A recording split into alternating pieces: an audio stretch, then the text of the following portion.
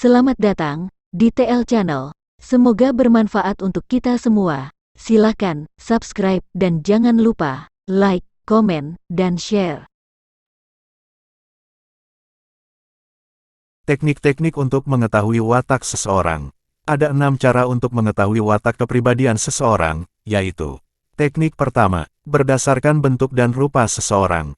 Perlu Anda ketahui bahwa perilaku manusia terdiri dari 2 jenis. Pertama, perilaku alamiah yang didorong oleh watak dan sifat aslinya. Kedua, perilaku yang dipengaruhi atau taklifiyah yang terbentuk atau didorong oleh tuntutan akal dan syariat atau ajaran. Perilaku jenis kedua atau taklifiyah sama sekali tidak dapat dijadikan petunjuk untuk mengetahui kepribadian dan watak seseorang. Karena yang mendorongnya bukan watak aslinya, melainkan faktor lain. Lain halnya dengan perilaku jenis pertama atau tabiiyah. Perilaku ini dapat dijadikan petunjuk untuk mengetahui watak seseorang. Karena ketika seseorang sedang dikuasai perasaan marah, akan terlihat darinya bentuk dan rupa tertentu. Ketika seseorang sedang menggauli istrinya, akan terlihat darinya bentuk dan rupa tertentu. Begitu pula, ketika seseorang sedang dicekam perasaan takut, yang terlihat darinya adalah bentuk dan rupa tertentu pula. Demikian seterusnya, semua bentuk dan rupa tertentu tersebut berbeda satu sama lain. Bahkan, perbedaannya pun bisa dilihat dan dirasakan dengan jelas. Setelah Anda mengetahui hal itu, kami tegaskan bahwa kondisi batin dan kondisi lahir tersebut merupakan 2 hal yang selalu berkaitan. Bahkan, setelah melalui penelitian secara mendalam, akan kita ketahui bahwa bentuk dan rupa tertentu yang menunjukkan kemarahan hanya terjadi pada saat orang tersebut marah. Yang dimaksud dengan analisis mendalam di sini ialah meneliti semua aspek yang ada untuk mencapai satu konklusi yang lengkap. Dalam psikologi, Dr. Mustafa Fahmi pernah menyatakan, metode langsung untuk mengetahui emosi tertentu dilakukan dengan memperhatikan berbagai penampilan lahiriah. Maksudnya, memperhatikan sederetan gerak yang dilakukan oleh tubuh. Gerakan itu mencakup berbagai perubahan dan emosi yang tampak, serta kondisi yang terjadi pada tubuh. Pernyataan ini persis sesuai dengan yang telah lebih dulu disampaikan oleh Ar-Razi. Atas dasar semua itu, dapat kita simpulkan bahwa seorang pemarah akan tampak pada wajahnya bentuk dan rupa tertentu yang terjadi pada orang yang sedang marah. Artinya, jika kita melihat bentuk dan rupa orang yang sedang marah pada wajah seseorang, dapat kita simpulkan bahwa watak dasar orang itu adalah pemarah. Logika seperti ini tentu benar adanya. Logika ini menegaskan kebenaran pernyataan yang berbunyi, seorang yang memiliki bentuk seperti orang yang marah, pasti dia adalah seorang pemarah. Dan, seorang yang memiliki bentuk seperti orang yang takut, pasti dia adalah seorang penakut. Premis semacam ini tidak hanya dipakai dalam ilmu firasat, melainkan juga dalam ilmu kedokteran. Menurut para dokter, jika kita mendapati seseorang yang dalam kondisi alamiahnya memiliki tubuh mirip dengan tubuh orang yang terserang penyakit paru-paru, dia rentan terserang penyakit paru-paru. Jika kita mendapati seseorang yang dalam kondisi alamiahnya memiliki tubuh mirip dengan tubuh orang yang terserang sakit kepala, dia rentan terserang sakit kepala. Jika kita mendapati seseorang yang dalam kondisi alamiahnya memiliki tubuh mirip dengan orang yang mengidap penyakit melankolia atau melancoli. Malihulia adalah bahasa Persia yang dalam bahasa Inggris disebut melancoli. Dalam bahasa Arab, kata ini juga berakar dari kata malaha yang bermakna lepas. Mereka biasanya mengatakan fulanun mumtalahul akli, artinya orang itu lepas akalnya. Dalam konteks ini, melankolia adalah sejenis penyakit mental. Mania merupakan suatu gangguan alam perasaan yang ditandai dengan adanya alam perasaan yang meningkat, meluas, atau keadaan emosional yang mudah tersinggung dan terangsang. Kondisi ini dapat diiringi dengan perilaku yang berlebihan, berupa peningkatan kegiatan, banyak bicara, ide-ide yang meloncat, senda gurau, tertawa berlebihan dan penyimpangan seksual. Hal ini merupakan indikasi bahwa dia rentan terserang penyakit melankolia atau penyakit melancoli tersebut.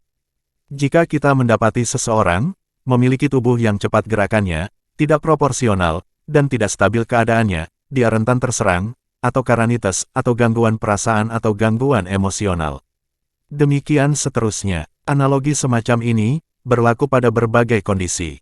Sebagai catatan, bahwa karanitas dalam buku berjudul At-Tib Al-Arabi, karya Edward Brown, pada pembahasan mengenai ketidakakuratan penerjemahan berbagai literatur Arab ke dalam bahasa Latin. Ia menyatakan, dalam terjemahan buku Al-Qanun, karya Ibnu Sina, yang dicetak di Finisia, tahun 1544, kami menemukan. Pada halaman 198, bab, Amrat ar-Ras wa Akli, sebuah kalimat, yang ketika kami rujuk kepada naskah berbahasa Arabnya. Di halaman 302, yang dicetak Roma, tahun 1594, sebuah penyakit, yang disebut karanitas. Meski nama yang benar, adalah yang tertulis dalam manuskrip lama, yaitu varanitas, yang artinya sakit gila.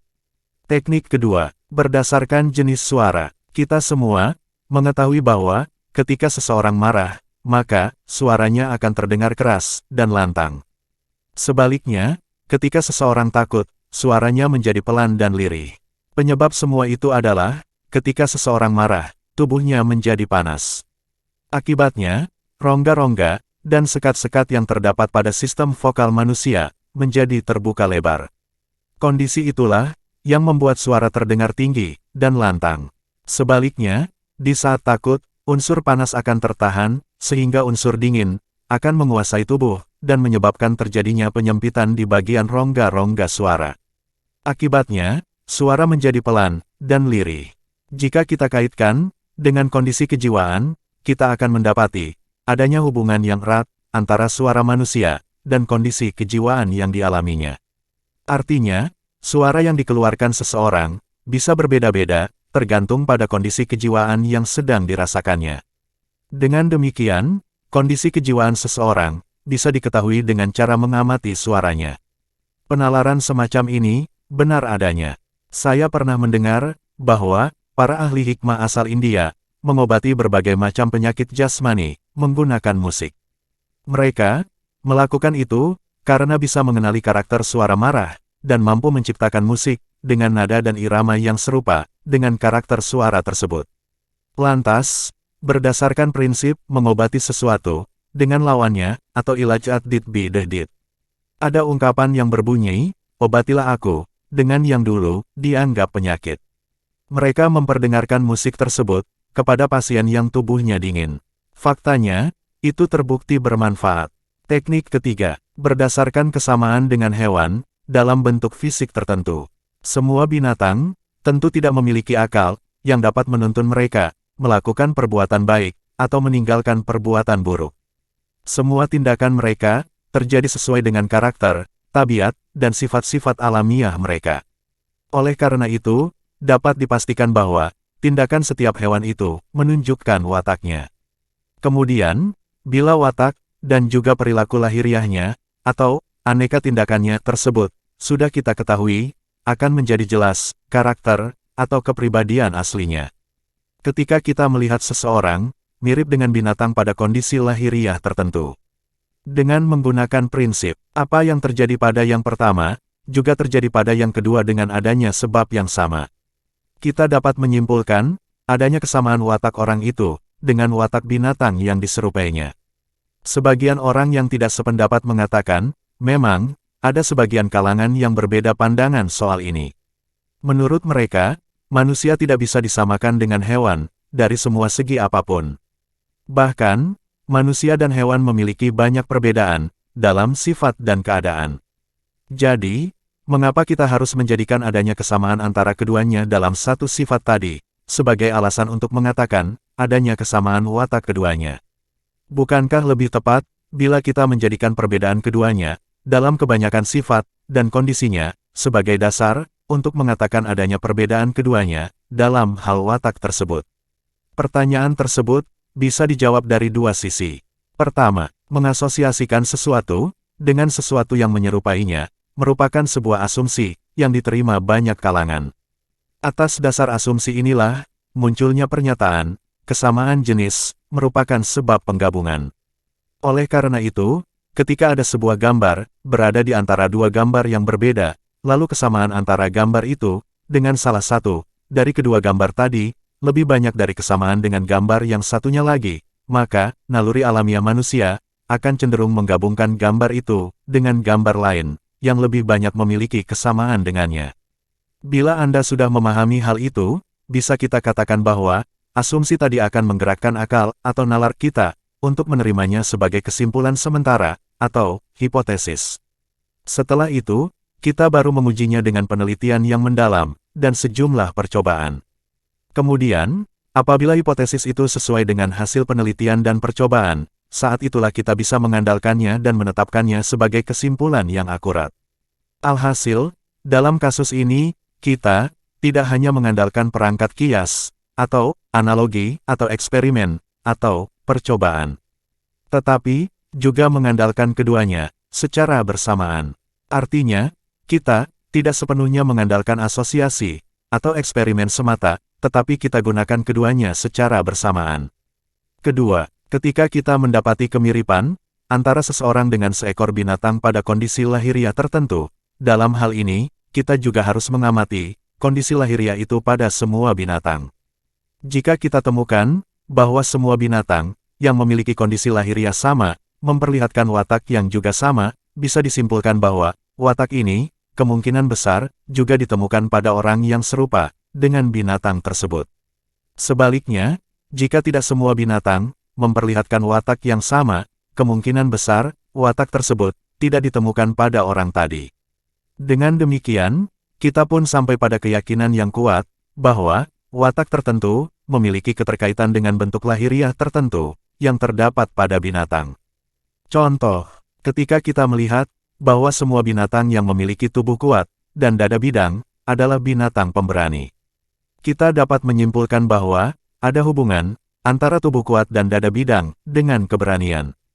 Oleh karena itu, ketika kita melihat seorang manusia memiliki tubuh kuat dan dada bidang, kita pun bisa menyimpulkan bahwa orang itu diduga kuat adalah seorang pemberani.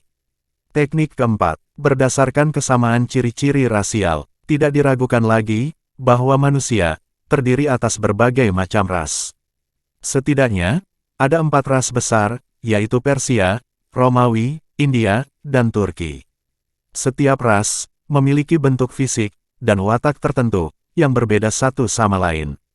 Ketika kita melihat seseorang memiliki bentuk fisik sesuai ras tertentu, kita akan bisa menyimpulkan bahwa ia memiliki watak yang juga sesuai dengan ras tersebut. Contoh, orang Arab Timur memiliki tubuh yang tinggi, memiliki hati yang kuat, dan pemberani. Orang Arab Barat memiliki tubuh kecil dan hati yang lemah. Ketika Anda melihat seorang Arab yang berasal dari Timur, namun memiliki bentuk tubuh seperti orang Arab Barat, Anda bisa menyimpulkan bahwa orang ini memiliki watak orang Arab Barat. Teknik kelima, berdasarkan perbedaan jenis kelamin, perlu Anda ketahui bahwa semua binatang, termasuk manusia, yang berjenis kelamin jantan, selalu lebih sempurna dan lebih kuat kepribadiannya daripada binatang berjenis kelamin betina. Hal itu terjadi karena kepribadian jantan atau laki-laki dihasilkan dari unsur panas dan kering, sedangkan kepribadian betina dihasilkan dari unsur dingin dan basah. Perbedaan jenis kelamin ini mempengaruhi perbedaan kondisi fisik dan kejiwaan antara jantan dan betina. Pada ranah jasmaniah, pengaruh itu muncul pada hal-hal sebagai berikut. 1. Jantan lebih keras tubuhnya dan lebih padat. Betina lebih lembek. 2. Jantan lebih berotot. Betina lebih berdaging. 3. Betina, pada semua binatang, memiliki kepala yang lebih kecil daripada jantan, lebih halus wajahnya, lebih kecil lehernya, lebih sempit dadanya, dan lebih lunak persendiannya. Bagian pangkal paha dan daerah sekitarnya, pada jenis kelamin betina, terdapat lebih banyak daging daripada jenis kelamin jantan. Betis betina lebih gemuk daripada betis jantan. Kaki betina lebih indah daripada kaki jantan. Payudara betina jauh lebih besar daripada payudara jantan. Jari-jari betina lebih lentik daripada jari-jari jantan. Hal ini disebabkan daging yang ada pada betina lebih lembab daripada yang ada pada jantan. Pada ranah kejiwaan, pengaruh itu muncul pada hal-hal berikut. 1. Jantan lebih besar syahwatnya, lebih banyak makannya, gerakannya, dan lebih banyak ereksinya. 2. Jantan lebih mampu melindungi, lebih pemberani, lebih kuat menghadapi bahaya, dan lebih mudah marah. 3. Jantan lebih kuat dalam aktivitas mental daripada betina. Yang dimaksud aktivitas mental adalah kemampuan mengingat, memahami, berpikir, dan memberikan gagasan. 4. Betina selalu lebih pendiam daripada jantan, lebih kuat jiwanya, lebih lemah staminanya, dan lebih mudah tunduk kepada orang lain. 5. Betina lebih sedikit marah daripada jantan dan tidak suka membalas dendam. Hanya saja, betina lebih hebat tipu dayanya dan lebih sedikit rasa malunya daripada jantan. Itulah yang menunjukkan lemahnya kepribadian betina. 6. Jantan lebih penyantun dan sopan daripada betina. Ketika premis ini sudah diketahui, kita dapat menyatakan bahwa seorang ahli ilmu firasat harus selalu mengamati watak apa saja yang biasa dimiliki wanita yang berpenampilan fisik seperti pria, dan watak apa saja yang dimiliki pria yang berpenampilan fisik seperti wanita. Ketika kita melihat pada diri seorang laki-laki, penampilan wajah dan gerak anggota tubuhnya seperti wanita, watak dan kepribadian lelaki tersebut akan dipengaruhi oleh penampilannya yang menyerupai wanita tersebut. Demikian pula sebaliknya. Teknik ke-6, berdasarkan sebagian watak yang sudah diketahui. Ketika kita sudah mengetahui sebagian watak tertentu, menggunakan cara-cara yang telah disebutkan di atas. Dengan diketahuinya, sebagian watak tersebut, kita dapat mengetahui watak-wataknya yang lain. Contoh, ketika kita mengetahui bahwa seseorang memiliki sifat cepat marah di segala kondisi, kita pun tahu bahwa dia adalah orang yang tidak dapat berpikir dengan baik di segala kondisi. Kesimpulan itu dapat diambil karena daya marah atau quwa al-ghadab menunjukkan panasnya suhu otak, dan panas tersebut akan menghalangi pikiran untuk berjalan dengan baik. Begitu pula, ketika kita menjumpai orang yang tidak punya malu, ketahuilah bahwa ia sama dengan seorang pencuri yang hina dina. Sifat pencurinya ini karena tiadanya rasa malu berbuat kejahatan. Adapun kehinaannya adalah karena ketidakpunyaan rasa malunya itu dibatasi. Berkenaan dengan masalah ini, Amirul Mukminin, Ali bin Abi Thalib karamallahu wajhah, pernah berkata, barang siapa yang lunak bagian bawahnya, niscaya keras bagian atasnya. Siapa yang suka memancarkan air di antara dua pahanya, rasa malu akan hilang dari kedua matanya. Perbuatan yang disebutkan Ali di atas merupakan perbuatan yang sangat buruk. Seseorang yang senang melakukan perbuatan tersebut, pasti akan senang melakukan perbuatan buruk lain. Terima kasih telah berkunjung ke TL Channel. Semoga bermanfaat. Sampai jumpa.